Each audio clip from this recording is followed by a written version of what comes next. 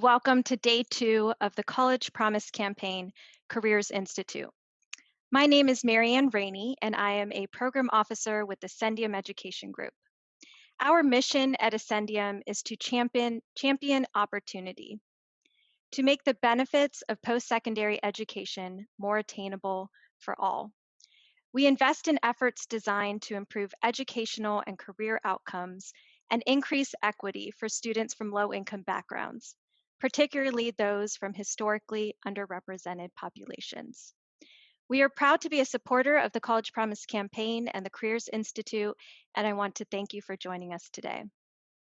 We want this session to be conversational and engaging, so please feel free to use the Q&A and chat features to submit your questions and comments throughout our time together. I have a series of questions to ask our guests today, and we will also have time at the end to incorporate your questions as well. Today, we will be focusing on building skills in and out of the workforce. This particular session will look at the skills required by our leaders for success as the nature of work changes and the ability to think outside the building will be necessary to overcome establishment paralysis and produce significant innovation for a better world. We are honored to have leading business expert, Dr. Rosabeth Cantor, with us today. Professor Cantor holds the Ernest L. Arbuckle Professorship at Harvard Business School, specializing in strategy, innovation, and leadership for change. Her strategic and practical insights guide leaders globally through her teaching, writing, and direct consultation to major corporations, governments, and startup ventures. She co-founded the Harvard University-wide Advanced Leadership Initiative, which became a growing international model for a new stage of higher education, preparing successful top leaders to apply their skills to national and global challenges. Professor Cantor has authored and co-authored 20 books, and her latest book is Think Outside the Building: How Advanced Leaders Can Change the World One Smart Innovation at a Time. Professor Cantor, thank you so much for being with us today. It's absolutely my pleasure to join this. I think that College Promise has a very important mission and also is a great model for how we're going to get things done in the future, which is through coalitions of activists that come from every sector. So thank you for having me here. It is very important to think about new skills, new leadership skills.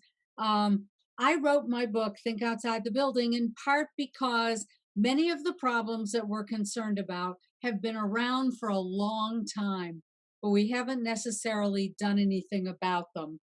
And so now is the time to start. In fact, I was motivated in part by the magnitude of problems facing the world that are still unsolved. And in this pandemic, and with the cries for racial justice, the urgency is even greater.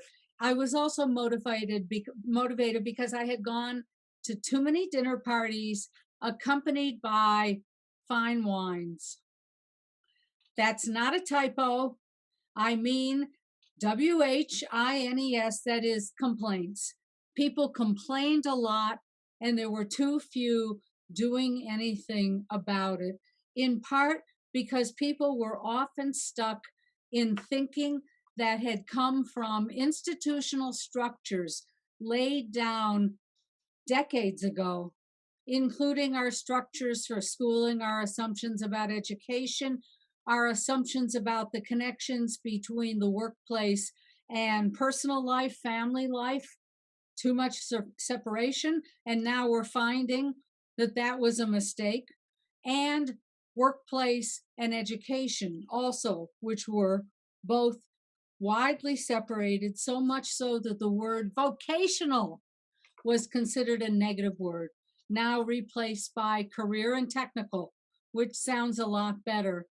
So what I mean by Think Outside the Building, here it is, my book title. I mean going beyond current institutional constraints, the design of institutions. Health is not the hospital, as we've been learning. Education is not just the school or the classroom, as we've also known for a long time. And unless we move beyond the professional silos, the sector silos, we will never get anything done. Think about climate change, an issue that's very important, top of the millennials' agenda. Who owns climate change? Who is the czar for climate change? Who can make a difference on the problem? It's no one entity, even a powerful entity, say from our federal government, I hope, um, can't do this alone. So, what I mean by advanced leadership is tackling problems that you don't own, that may be outside of your direct line of reporting, outside of the organization or entity that you're part of, that has no clear single goal. Many people disagree, has multiple conflicting stakeholders, each of which have an interest in preserving something. And, even in honorable professions like healthcare and education, there are still professionals that want to cling to power in their sector. So, advanced leaders have to deal with problems that are messy and complex, that they don't own, that have contentious competing stakeholders, where the pathway isn't clear, but we do know that doing it the old way isn't enough, because we have known about some of these issues about education and work for a very long time. At least 30 years ago, the question of apprenticeships was being talked about in America. It's still being talked about. About 30 years ago, a governor of South Carolina, Richard Riley, who eventually became Secretary of Education, started doing something about the connection between community colleges and employers in order to lure manufacturers from Germany, Austria, Central Europe to his state, eventually getting the BMW factory. And many changes were made in education. They tended to stay in South Carolina, even as Dick Riley became Secretary of Education. So we have to ask ourselves, if many of the solutions have been known for a long time, how do we encourage more and better leadership to do something about them? And that means thinking innovatively, thinking beyond a single sector, creating new alliances and partnerships, creating innovations that might start small, but that can scale very big. We need to do that now, not simply drag out solutions that have been talked about for years, but begin to think imaginatively about innovation. And as we continue in the conversation, Maryann, I'll be glad to talk about how you do it and what are some models. Thank you so much, Professor Cantor. I think I want to jump into something you started off with initially, which is, as we all know, our country is facing some of its biggest challenges in over a century, from the pandemic to the economic recession to this national reckoning of systemic racism. And more businesses are recognizing that they have a financial incentive to contribute to solving social problems, such as educating people in life and in tech skills. So, how can employers meet this moment by prioritizing civic engagement and social responsibility? And why will these types of investments bring economic opportunity to businesses and American workers? So, some of these issues, again, like systemic racism, as I said, it's been around a long time. In some of the work I've been doing recently, we've been hearkening back 50 years when there were similar thoughts about how we have to do something about it. So, everyone turns to the private sector, to businesses. Businesses supposedly have deep pockets, businesses have a financial incentive. I'm not sure what the financial incentive really is. It depends on the business. Banks certainly have a legal incentive, the Community Reinvestment Act. They have a financial incentive in the sense that they can get new customers. They also care about their employees. And so businesses get involved, but businesses have been cutting back on training.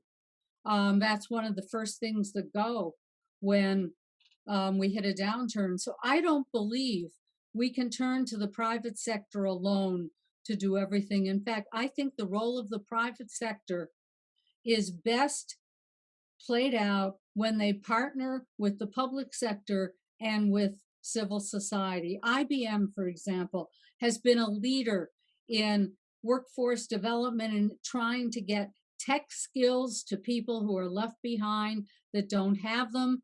Their new, very innovative outside the building model for the 6-year high school, which is 4 years of high school plus 2 years of community college, wrapped in to both degrees in a continuing program, which of course, by the way, happens to give the public school students 2 years of free college as public school students.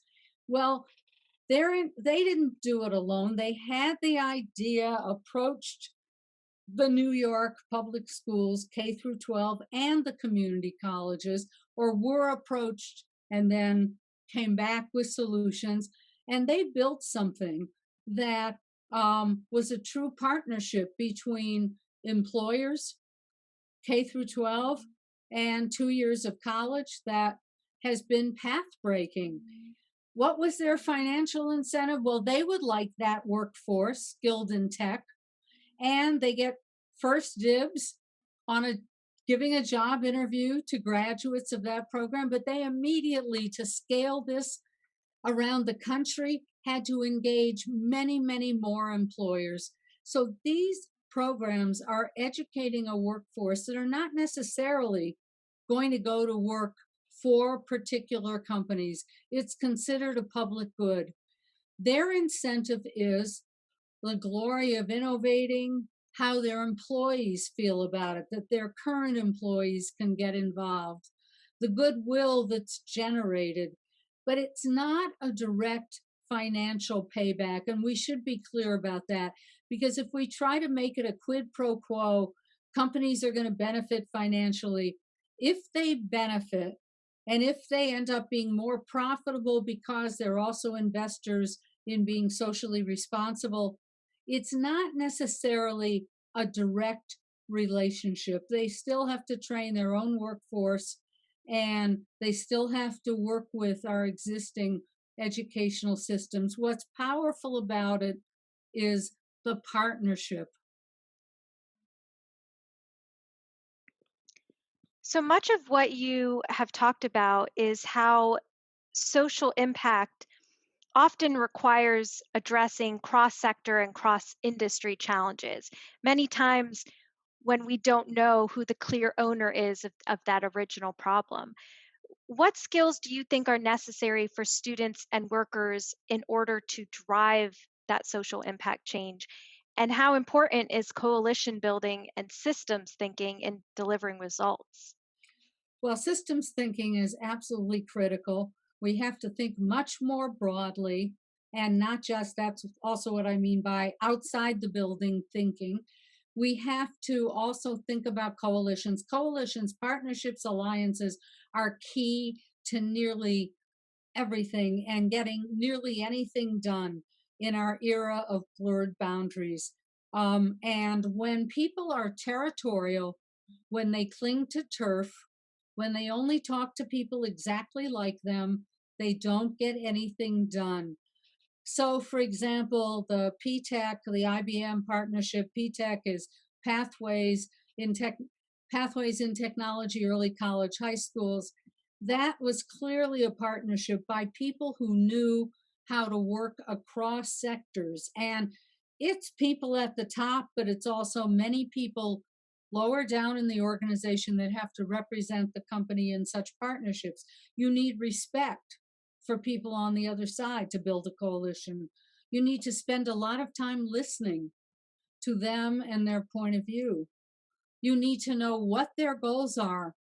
And the coalition or the collaborative arrangement has to help each one of those partners meet their goals as well as meeting yours. So you have to be a little altruistic, you have to be empathetic. These are all relationship skills. And we should be teaching them every time we put project teams together, Every time we engage young people in national service is such a no-brainer for America because it unites young people. There are also some older people programs in national service, but people who don't know each other, who are diverse, are united in having to accomplish something together that everybody cares about, but that doesn't necessarily accrue to the benefit of any one of them. That's what's important. We have to tap people's sense of purpose and meaning. So to be effective in the future is going to be a lot more than technical skills. I talk about the 3 I's of career success: inclusion, or getting in the door; influence, or getting at the table; and impact, outside the building, that is doing something for the larger world. And people start their careers, you need the technical skills. You have to be good at it. You don't get in the door without the technical skills. But after that, just doing your job, even if you do it really well, is not enough, because influence means you're at the table, working in a team, thinking about problems beyond the job, what I call the extras. And whether it's community service or it's problem solving within the company, the people who move, and also the people who succeed at entrepreneurship, new ventures, are the people who understand influence. That is collaboration and relationship building. I mean, that is the future. There are a lot of things that artificial intelligence will do. They won't necessarily make warm and fuzzy relationships. A little hard on Zoom too, but at least we know we're 3-dimensional. I hope so.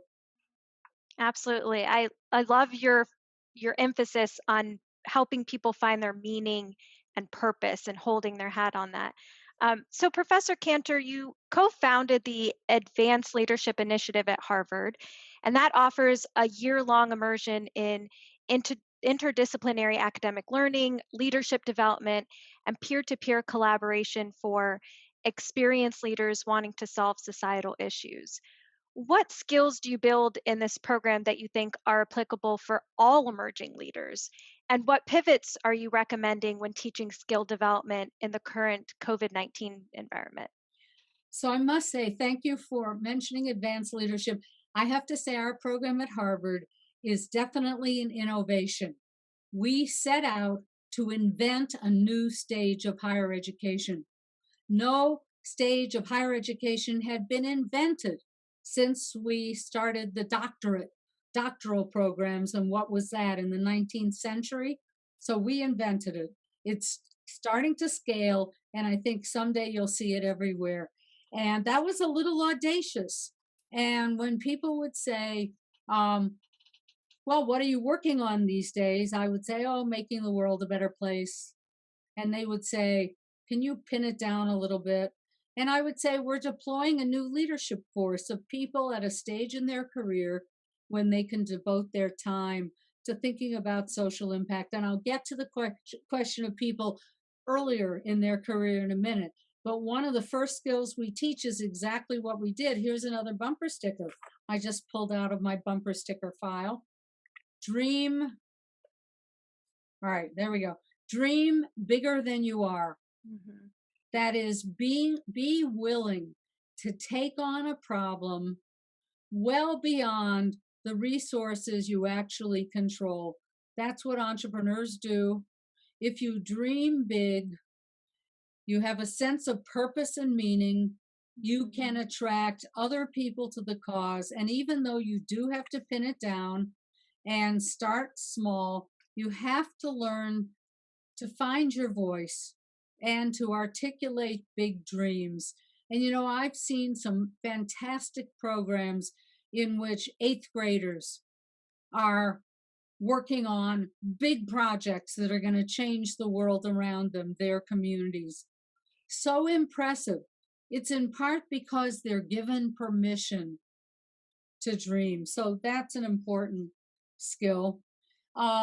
We are interdisciplinary because of what I said before, that you can't get anything done just within one discipline. As we look at the pandemic, think about all the disciplines now that we're going to need to solve the problem. It's not just the public health experts and epidemiology. We also need logistics and supply chain people. We need people who connect to communities. There are so many skills. And so I say to solve problems, and this is one of our skills, but I'm going to give you a bumper sticker. You know, we like to say there's that old African proverb, it takes a village to raise a child. So I say it takes more than a village. It takes a cross-sector, multi-stakeholder coalition. That has become our mantra for advanced leadership. And cross-sector, multi-sector coalitions are rare. It's like Harlem Children's Zone, you know, where they were tackling a systemic issue by getting everything that has to do with the growth of the child under one umbrella with some common goals. I just have been touting a program in Chicago on health and racial justice called Westside United, a collaboration of 6 hospitals. 6. Imagine getting 6 hospitals to agree. 6 hospitals, community residents as equal partner, financial investors, Jpmorgan Chase, Northern Trust, the city of Chicago, and on and on. And they're the COVID Racial Response Center for the city of Chicago. Cross-sector, multi-stakeholder coalition. It takes a lot of humility on the part of the leaders, a lot of listening and relationship skills. But if you have that in mind, like College Promise is a coalition, a campaign, if you have that in mind, you stay tuned to the needs and interests of the other people. So we teach that skill, and I'll give you one more on a bumper sticker because it's really one of my favorites. I call it Cantor's Law. Everybody should have a law named after them. Cantor's Law is that, if I hold this right because of my virtual background, everything can seem like a failure in the middle. This work is hard. It's why we've been at it for 50 years, for 30 years. Don't expect it to be solved overnight, but you can have model programs up and running pretty fast. P-TECH was up and running in a year, but that didn't solve everything. I mean, you hit middles. We're in a huge middle of the pandemic now. I wish it were the end. It's a middle. The middle is when you're tempted to give up. Everything looks like a failure in the middle because that's when you hit the roadblocks, the unexpected obstacles. That's when the critics who hadn't noticed you before, you were too small and marginal. Now they notice you and they say, oh, it's a threat. This is going to take away some of my territory. So the middle is when you have to do the hard work. And there are many middles, on and on and on. So the skill we teach, persist and persevere. Keep on going, pivot, be flexible. You can make it a success. And you do that by going back to your big dreams. You have to remember the big dreams. Are they still relevant? You need your allies and partners in the coalition. Are they still with you? If they're still with you and your support is growing, how do you go back to them and say, I'm tired, this is too hard, I give up? So we teach the Advanced Leadership Fellows. These are all experienced leaders, I must say. Teaching them is like maybe a euphemism for pointing out what they should know. But the other thing I'll say is that successful people sometimes have more difficulty with change because they're successful. They get stuck inside the building. They are surrounded by armies of helpers.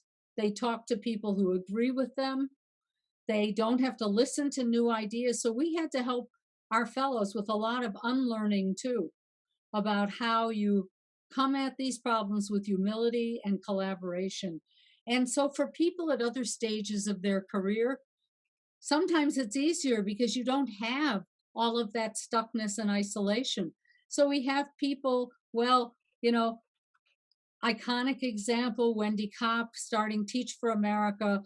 Her seniors thesis at Princeton, or my friends Alan Casey and Michael Brown, who started City Year, Model for AmeriCorps, after law school, but they had been talking about the idea before that. They didn't come in with a lot of preconceptions, and their instincts were alliances and partnerships, keep a purpose centered goal in front of people, and just stay flexible and keep going. Absolutely. I really appreciate this framework of the Advanced Leadership Initiative where we're now seeing higher education become less transactional and really focused on this continuous learning ecosystem where learners of all ages and at parts of their career are really dipping back in and continuing to learn. So I really appreciate that. So our rapidly changing work environment of today has really enforced the need for good workplace practices to drive employee productivity and well-being. What skills and policies should leaders be leveraging and develop to remain agile amid uncertainty? Obviously, the ability to learn and to encourage other people to learn. But I would say, in terms of leaders, top leaders, empathy goes a long way, showing that you care. I mean, we see that in the pandemic. Loyalty comes from people who feel they're cared about. And there are lots of ways to show people you care. One way is to listen to their voices. So, participative management, in which everybody gets involved in weighing in collecting data, in being part of hatching solutions. That's another one we've been talking about 30, 40 years that I think its time has come, because employees won't let all the decisions be made just at the top. They will exit if they have choices. But of course, College Promise is dedicated to people who need to get into that system in order to have those choices.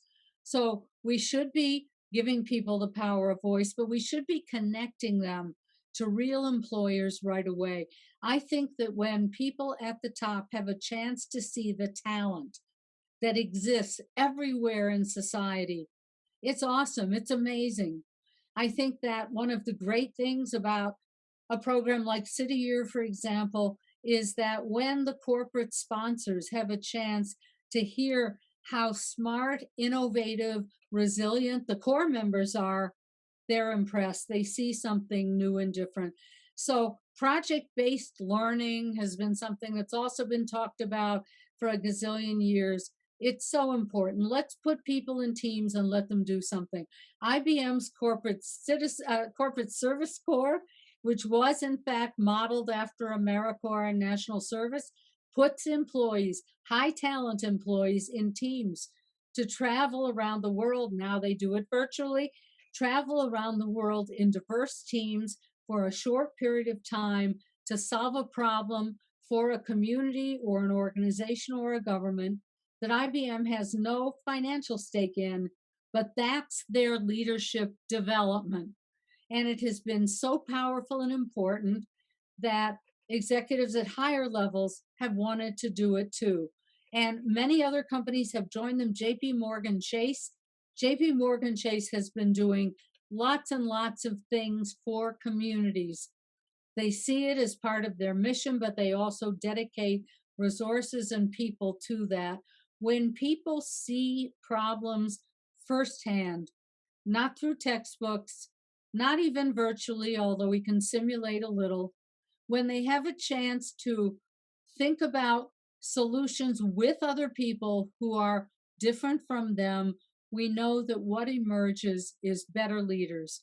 And when leaders at the top have the empathy to care about their people, have the humility to listen to them. One of my favorite CEOs, he's now finally, after 35 years, moved on. He had convened he's a global company. He convened their top 350, and they all met in small groups to talk about problem solving, but he also invited 35 millennials. And it was the millennials who were tasked with the same problems who came back with the most creative solutions, and often based on social media they knew a lot about that the top executives didn't. So often people at earlier stage of their careers have a lot to teach. So what we need to do is we need to marry the generations. We need to have fewer boundaries. We need unity in the country. We need unity in corporations and in education. We need to get rid of those boundaries that separate us, those buildings that become fortresses and that divide us into warring tribes. We have to get rid of them, and leaders have to know how to create unity. I just recently came across a study in the Journal of Business and Psychology, and this was pre-pandemic, but it showed that in remote and virtual workplaces, the leaders who were found to be the most effective weren't necessarily the ones with strong in-person leadership skills, but those who were goal-focused, productive, organized, and highly communicative. And I think that that empathy and humility that you're talking about, I think it definitely resonates with what you've just shared. Right. So, That's really good for in-person leadership too. I mean, yes, one thing one has to do is show lots of energy on Zoom and right, little tricks like my bumper stickers. absolutely. So, we've talked a lot about the skills that the future of work will require of job seekers and employers, but what skills should leaders and employers be looking to cultivate? Well, again, as I said earlier with my three eyes, at entry level, you just want to know, can they do the job? I think, though, at entry level, there's often unfortunate discrimination, even if people come with technical credentials. I think that it also depends on the employer. Fewer and fewer people are working for big companies. They may be working for mid-size, they may be working in other sectors, government, healthcare, education, the service industries are growing. They may be becoming entrepreneurs. So our model of the industrial corporation and you enter as an auto worker on the line is disappearing. Middle skills are incredibly important. We need people in the skilled trades. We need people who know how to do something, accomplish something. I love the liberal arts. I'm a reader. I have liberal arts degrees. I think people should study the liberal arts later in life. And that what they should study, this is my own point of view, and what they should study early is how to do something useful. And so I do believe in all kinds of apprenticeships, in after school programs where students work together to solve a small business problem. So what employers need to look for, sometimes employers are short-sighted. They just need to fill certain jobs. As I said, I think employers need not to do it alone. They have to do it as part of collaboratives where they get educated. I think that the labor collaboratives around the country, we heard a lot more about them 4 years ago. We may hear a lot more about them now. Is a really good thing because employers encourage each other. But more than that, a workforce is seen as a community asset, not owned by any one employer, because employers sometimes can't afford the training. They need a job now done now. They're not sure if they'll be in business in 4 or 5 years. They're going to be acquired somebody else, or they will acquire somebody else and acquire their training. There is so much flux in the corporate world. I want employers at the table, absolutely, but I would like to have people in anchor institutions, the colleges, the hospitals, the community colleges, and think of the workforce as a shared asset that we are going to groom and help match to jobs regardless, because companies may come and go in our particular community. And I want to see that happen all over the country. I'm talking about America now, not the world. The world does some of these things, some countries better than we do. I want to see that in rural and semi-rural areas as well. And I think tech is going to help us get there. We're learning rapidly how to be remote. And again, we have to learn about all that talent that there is that's untapped. And one of the interesting things, I know I've mentioned IBM and PTech a lot. It happens to be on my mind at the moment. One of the interesting things that PTech did to get employers in small cities and semi-rural areas was, instead of a single large tech company, which might not exist, they created a consortium, say, of the hospitals, because hospitals needed tech skills too. Right. And then they had many alternatives for who watched out for the students and offered them job interviews. So we need to be, even our innovations have to become more innovative. Absolutely. So I know we are getting a couple of questions in the Q&A, so I think that's great. I have one question remaining, Rosabeth, to ask you, and it's about your most recent book. You talk a lot about how leaders can leverage innovation to impact great change. What traditional pathways for preparing individuals for the workforce are really ripe for positive disruption and innovation? And what are some, as you've mentioned a few, what are some of the most impactful changes and innovations that you've seen? Well, that's a really wonderful question. I wrote a whole book about it. I've written many books about it. I think the key is in what you said. What traditional pathways are ripe for disruption? Anything that we'd call a traditional pathway, watch out. Somebody will come along and say, I can do it better. Like Salman Khan, this is my HBS virtual background. He's a graduate of HBS who created his own self-help videos, and now he thinks this is schooling for the world. That's quite disruptive of traditional pathways. Hmm. So also, I mean, there are many cool things like taking people who don't have college degrees into graduate programs. um, General Motors Institute used to always graduate a few people who could go on to even Harvard Business School without a traditional college degree. I mean, it was education, but it was different. I think the military is a Hmm. great pathway for career learning. It's why I believe in civilian national service, because I don't want to send people off to war, but I do believe that that kind of training, the diversity, the number of things you have to do, the resiliency, the leadership early. You can lead a platoon early in your career and gain leadership skills. So the more we think across sectors and boundaries, the better we will do.